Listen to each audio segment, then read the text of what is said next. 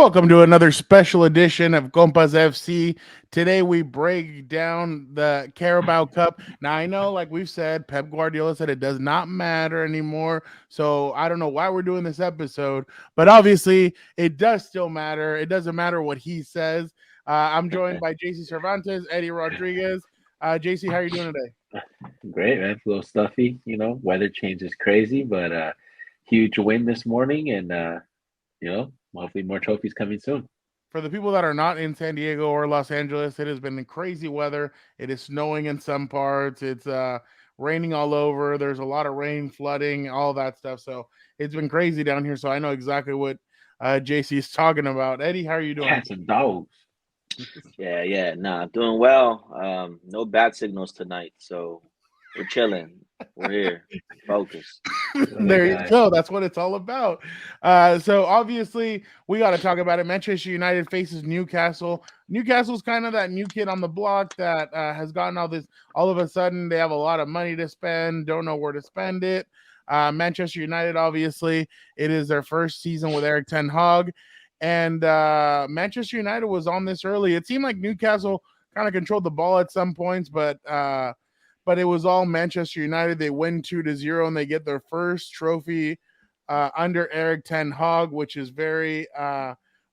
a positive sign, especially for United fans everywhere, because this was his first opportunity. Manchester United after this are still in three different competitions: the Europa, the FA Cup, and they're still in line for the EPL. So definitely a lot of positive things happening in Manchester United. JC, why did Manchester United come away with the win today? Execution. You saw a little bit of a difference in quality there. There were moments, like you said, where they weren't looking the most aggressive or the team to be out in front. We sat back a little bit on the back half of the game and we're really just waiting for a big counter. But at the same time, that's what the big teams do. And when you watch a team like a Real Madrid or you know, um, I guess Real Madrid, right? Because they're kind of the standard at the moment. They just sit back and you never count them out because they can really just counter you at any given moment. And that's really what I felt was happening from United today. I'm not, saying that they are United, so hopefully that doesn't get drawn into some far out conclusion that they are Madrid. I'm sorry, but they are still United and they're working their way over to being a top tier team. And nothing really is going to get you faster than winning trophies. And big congratulations to everybody on the squad for finally breaking the drought. Everybody definitely did a part, and even when times look tough, you never really counted them out. That which is really the biggest thing for me at the end of the day. Ten Hag's really just squeezing the most out of every single player he has on there. There's a lot of buy-in from every single direction. Looking at the scores here, you'll see a 6.3 on Dalot, but that's just because of the yellow card. He played a lights out game. St. Maxim was really trying to run a buck over there. But just one quick yellow and he kind of put him in his place and De Gea got a ball shot right at him. They feel like they gave him a little too much credit. Now you're not gonna credit his save. Just sitting there. Bro. I mean, he's right there. Save. They kicked it right at him. Just hating. That's they crazy. Kicked it right at him. They kicked it right at him. What is he supposed to do? That's insane. I know he wanted to move out of the way because he's scared of the ball. This is his 181th clean sheet, overtaking the most by any keeper in the club's history. And you're still not going to respect the guy? That's crazy. It's not quality. It's not quality. That's crazy. Don't compare the other guys with the clean sheets versus far better talent than Newcastle. Come on, guy. But come on. Whatever, right? What do I know? And it's good to see Newcastle back on this stage where you see them. That guy. Where you really see Newcastle coming back is they were one of the top teams in the 90s in the Premier League, like they were saying the whole time. You always were watching these matchups back in the day when it was United versus Newcastle and the Leeds and the Liverpool. They were top flight English football. And, with this money they're getting, they're going to come back. And this is the first of hopefully many appearances for them at, a higher level because the more competition, the better. Everybody benefits from competition and a great win today. JC, what do you think about this graphic right here? Oh, I don't think much of it. It's okay. Yeah, it's the most. It's really just it's there. It's like a participation trophy. Whatever. Just here you go. Here's a little cute thing for having clean sheets and doing your job. whatever. This guy is so disrespectful to De Gea. I don't understand what he did to him, He's a bum. but whatever You it didn't see him is, you didn't see put him some let goals go respect on through. the guy. You know? JC, 181 if the for fax machine club. would have worked, does Real That's Madrid have the crazy. 4 or 5 No. Champions League trophies that Oh, they so have? now you're rating Keylor Navas over De Gea. You don't rate Keylor Navas. You call Keylor Navas a bum. It's a domino effect. He's asking me about a fax machine working. And if the We're gonna fax say that machine would have worked, De Gea that year where the fax machine broke wasn't the best keeper in the world. he could leave. It's fine. I'm He knows he's on the. I'm just He knows curious. he's on the axe. I'm just curious. He knows on the axe, bro. It's okay. He can't play with his feet. He panics. You've seen it multiple times a day. You know, but whatever, A man. lot You of want to give keepers this guy panic, credit. like Thibaut Courtois and Allison. You know, Oh, don't keepers that compare you rate Courtois. higher than De Don't Gea. compare Courtois. And doing Courtois it in has bigger hands. stages. So Oh come on. yeah, It he's better than happens. Courtois. It happens. I didn't say that. He's I'm better just than saying. Courtois. He's up Okay, there. just He's making up there sure. right now. He's Just up making there. sure. There For is sure, a pecking top order. 5 in the world right now. Top 5 He's in the not world, even easily. Yeah, if he's not top 3, it don't matter. So whatever. Top 5 You're in the reaching. world. Top 5 in the world. 4 or 5 don't matter. Top Just 5 in the 4th and world. 5th loser. That's okay. Top 5 in the world. But okay. Yeah, well, Yeah. nobody Eddie, cares if you're number 4 or 5. why did Manchester United get the victory today? Discipline. Sticking to the game plan. You heard Coach after the game. It's all about winning their way and his way. And you got big performances from players like Casemiro, from Alessandro.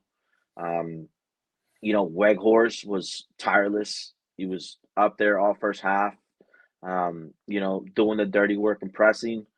And that's why they won. Dalot was having trouble in the first half, containing St. Maximum. He was going crazy and he was going at him. So I was smart by coach to take him out and put Wan-Bissaka in there, who I thought had a great game. Came in, the occasion didn't look too big for him. He shut him down basically, and he was still going on top and building up play. So there's a lot of things to take from this game, right? First win, first major trophy under Ten Hag.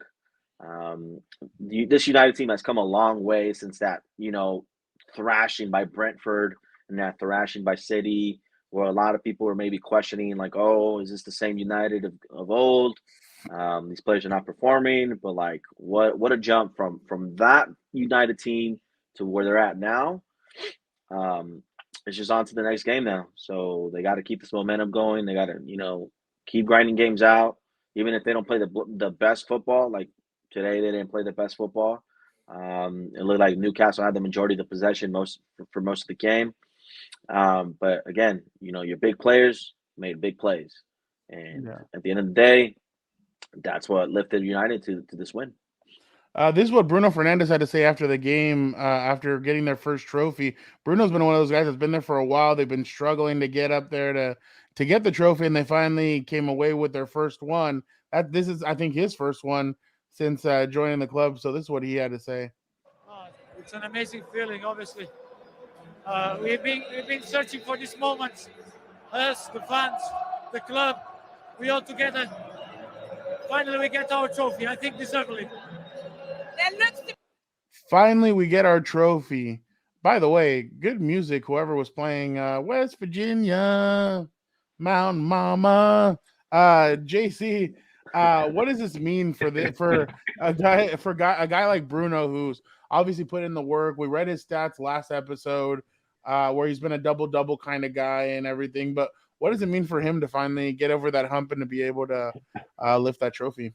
2 things: validation and confirmation. The guy was really, and he is, being the captain on, off the field, in the clubhouse, always there, checking guys, making them, perform, and really not, lowering the standard for anybody. And he's not scared to tell anybody off. And this just validates his place as a captain, and not to take away and give away any credit, but, a lot of that has to do with Casemiro being signed. Players like that really only prosper in a playmaking position when you have a defensive mid like a Casemiro right there, doing all the dirty work and just feeding him into spaces where he can win and take advantage and really just know what to do in those moments. You saw it at the end where he had that 1v1 with the keeper, chops. You saw the funny video from Jaden saying he should have passed it, but that's just the captain being the captain, and he's doing all the dirty work. You see him getting in everybody's face between the whistles and maybe the one starting fights and stuff like that, but it's necessary. I feel like if you watch, Roy Keane, I'm not saying he's to that level, but he brings that type of tenacity and that energy, and he just wants everybody to perform at the top tier. But just to summarize, it's validation. At the end of That the day, once you get that trophy, they all just start trickling in usually. This is what Eric Ten Hag had to say real quick after the game about the players on Manchester United. How well they're doing so early in your reign at the club. The question was said more times. I don't know. I just want to win, and we invest from the start of the season with the staff. I think I want to say that the staff did an incredible good job with the players, and also staff and players. They are together, and together also you see with the fans. We can see that. It's really surprising how the fans and they stay, and there was really a hungerness and a desire for trophies, because Man United, you know that it stands for trophies. So obviously he says that trophies are a big deal at Manchester United, which we all know that it is. But Eddie, just what can you say about the work that Ten Hag has done in these few months? I mean, he had to deal with everything that went on with the team about, hey, they haven't won in the past, they haven't won since 2017. Then you have to deal with the whole Cristiano Ronaldo thing and just play him. Do you play him? Do you not? What do you do? How do you do that? And then with some of these young players that they brought in, he brought in Anthony. They brought in obviously Sancho. They have some other players like that. But just can you talk about the work that he's done in his first season or his first 5-6 months as the manager of the club? He came in and he demanded respect from the gate, from everyone, and he was not to take slack from anyone. And he doesn't care if you're Ronaldo, you're Rashford, a Jadon Sancho. He's not afraid to bench you and tell you about it and call you out on it. He's demanded everything from every single player, whether it's commitment, whether it's doing the things right on and off the field. Um, Eric Ten Hag, demands respect. So I'm not questioning any of these professionals' mentality, with Ole or Ralph Ragnick. But when you have a coach who comes in with a set game plan, understands the game, you've seen him at the highest level, reaching a Champions League semifinal, taking an Ajax team on a fairy tale run with what people would consider below average players and young players.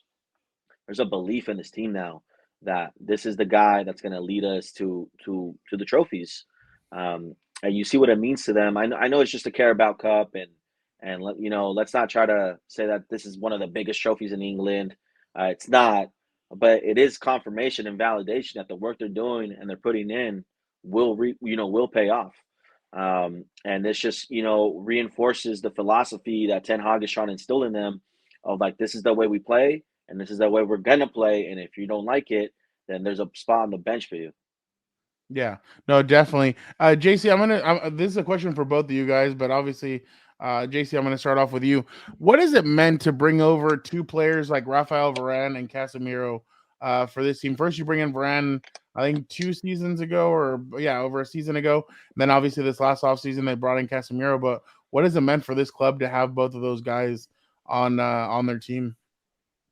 I mean, coaches has hit it right on the nail multiple times when they've asked them. It's just that culture that they bring and that mentality to want to win and to keep on winning. You saw, how he approaches the game, but there's a different kind of confidence that you get when you're surrounded by those kind of guys in your clubhouse. When you got a guy like a Casemiro and a Varane who have been there multiple times with their back against the fence and they've always found a reason or a way to win the game, it just inspires the talent around them to, really have a faith and a belief in, what's going to come and that they are going to get the result based on the quality. And if they all work together, then it's going to happen. But it's just more or less that culture. And it's just something that translates in all sports. When you bring guys onto a team that win championships and know how to win championships, it's a common denominator across all sports. They know how to win. They're going to win everywhere. And that's how those guys are. They won in Spain, which some people kind of say that, it's not such a difficult league like the Premier League is. And here they are doing it. Not the biggest stage whatsoever, but definitely broke the drought, and they deserve credit for it. But it's the culture at the end of the day that they bring. Eddie? Yeah, you have a guy like Varane who's won the World Cup and multiple Champions Leagues, and then you have someone like Casemiro who, again, won multiple leagues and multiple Champions Leagues, and they come in and they're extremely professional about what they're doing. They have a desire to win. They're hungry, and every day you just see it when you see them play. Um, Complete professionals where they're not taking a stroll; they're actually giving their all for the club. I think Casemiro was written off as a horrible signing when United signed him. A lot of people are doubting whether or not he has the ability to play in the Premier League. They're questioning his range of passing, questioning his commitment. People are thinking that he was just here to get a check and move on, but certainly that's not the case. And he's been one of United's best performers this season. And Varane, I think what was missing with Varane was that partnership with someone that he can trust, and he's got that in Lisandro now. He didn't have that with Harry Maguire. He doesn't have that with Lindelof. But you see Lisandro and him just combine and create this partnership where, it's a tough defense to face. Especially Lisandro, he's a warrior. You'll put his head where most people won't. Almost gives me like Nemanja Vidic vibes where, it's just he's a dog out there. He's just a dog, no matter how tall he is, no matter how big he is. He plays like he's big and he's aggressive. And, I think that's what Varane was missing. On top of a Casemiro in front, covering most of the space. So, good for them. Great for United, and hopefully there's more to come. JC, any new revelation with you about Marcus Rashford? He bagged another goal today. Well, Big I don't know. You're giving him competition. too much credit here. That ball was clearly going wide. It was deflected and it went into goal. The ball Versus was a hit, goalie and it was that on has no target. hands. No, it In wasn't. my opinion, You have the replay? Show the replay because the ball's clearly going wide, and then the even deflection though- makes it go towards the goalie. So if you really want to bring up the footage and break it down VAR style, we can do we don't that. need to do all that. But exactly, because you will get exposed. Because Your you're guy such a really hater. just came I in don't and he hit understand the what's wrong ball. with you. He took the first touch was dreadful. He took too many touches in the box. He should have banged it in the first time and ripped the shot because the keeper clearly has no hands. We've all seen it before, right? And we all basically were saying this was our trophy to lose because of this guy playing goalkeeper. And sure enough, there it is, like a dead clock every time, twice, right twice at the 8. There he was. He just kicked it. Probably didn't even look at goal. He just kicked it, goes in off the defender's foot. And that's what caused it to go There's in. a reason why no Marcus revelation. Rashford is like the priority for Manchester United right now. He'll be signed. I don't know about that. And That's your opinion. You throwing shade at him. That is your opinion. I don't understand how you could continue That to throw is your shade opinion. at him when he's been The ball was going wide. day in and day out. The ball was going wide. Come on, man. Watch the video. The Give ball the guy was going some wide. credit. I will give it when he was due. nursing an injury. Was still match fit to now play he's injured. today. Now he's injured. Now he's injured. Had a crazy link up play with Wakehorse. Look. That's going in. Look at it. Look at it. No, it's not. The ball was clearly going the other way. Look, physics. The ball's going one way. The deflection makes it go another, and the deflection makes it go in towards goal. So your guy's already falling before he even kicks the ball. Great link up play by Wakehorse. Look, great run by Rashford. It's all waggy. You're giving this man too much credit right now. JC, right? I got to ask you right now because you keep on hearing about it, and I think obviously the more they win, this is going to happen. But of course, extensions are going to happen at the end of the season, and they're talking about De Gea and Marcus Rashford. If you had to choose one of them to be extended, which one would you rather? Neither. This guy. I'm good. You would let both of them walk? Neither. Oh, of course, okay. Right now. So sell Marcus to Paris. That's where he wants to be, where he could just go play farmers and make more Instagram posts and just kick it as hard as he can without looking at the net. And De Gea's just De Gea. He's going to chop it block. That's why he's trying extra hard because he knows he ain't cut out for he's trying extra football. Hard. He knows he's not cut out for Eric Ten Hag football, bro. He can't play with his feet. His decision making is shaky, and let's not even talk about his hands. So that's a lot of negatives that are in his way. Before we let you guys go, we do want to have this was a pretty funny sequence by Eric Ten Hag. Here we're going to show you this video. It's pretty good. Will you be doing any more dancing? If you just want to take a look at the there was just a little bit of celebratory dancing at the end with Anthony and You should resign after that. You should resign tonight. Before we have a history with that. Okay. So, we hope we can do it. It's just Roy Keane saying I know. that. Don't worry. Thank you. I hope we can do it more. Just one more. So obviously it's him and Anthony and Lissandro dancing together, and the guys are like, "You should resign after that dancing." He's like, "Well, I have a history with those guys," and he's like, "I hope it's one of many more dancing we're gonna do." And like I said at the beginning of the episode, Manchester United are still in the FA Cup. They're still in the Europa League, and they just beat Barcelona, which is probably the toughest team in there. So right now, it looks like Manchester United is the big dog in the Europa, and then obviously they're still in the EPL. They're close by, and Manchester City and Arsenal are starting to.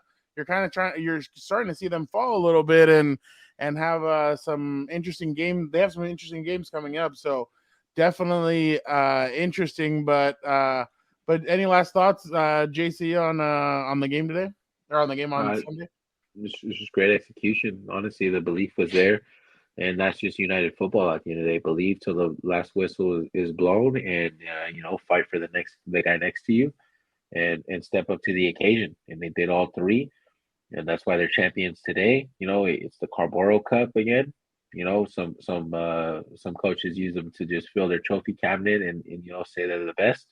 And it's basically breaking the drought here, and it's gonna hopefully inspire and give these guys a confirmation, and they don't get big headed. And as long as they keep their feet on the ground, on to the next game. FA coming up in a few days, and on to the next. Like I said, the Barcelona game was the perfect tune-up. They came in, they didn't play their best game. Fatigue was a factor. You see it, but they got the result, and they fought through. I give them real quick, Eddie, before I go over to you. I give them a lot of credit because they had the first game against Barcelona. I can't remember who they faced last week, and they beat them.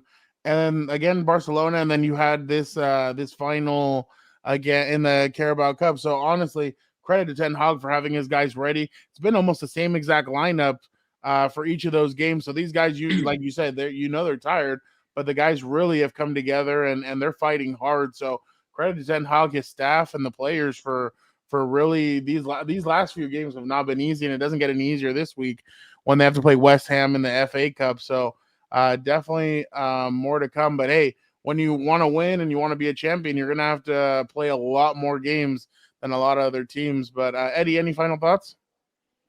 Yeah, you got to overcome the adversity. But I think my thoughts are more with Newcastle, and I think if you're a Newcastle fan, you can hold your head up high because your team looks like it's going into the right direction.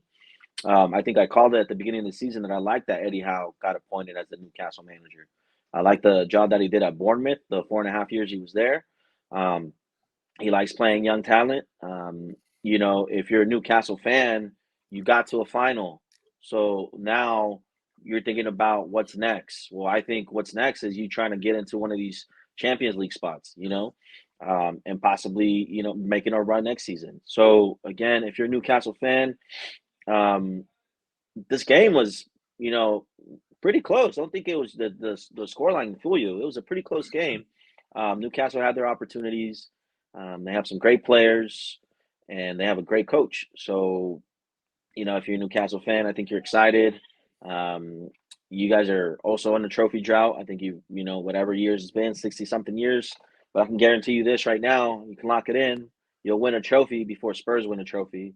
So there's that. He went there. Well, we appreciate you guys so much for checking out another episode of Compas FC. Like I said, this has been a special episode. We'll be doing a little bit more of this, especially this week with so many games happening. On Thursday morning, be prepared for an episode dropping, us recapping the FA Cup. And then Friday morning should be another episode reviewing the El Clásico between Manchester. My God, I keep on doing that, between Real Madrid and Barcelona. They're in the first leg of Copa del Rey, and they got drawn together, so that'll be interesting.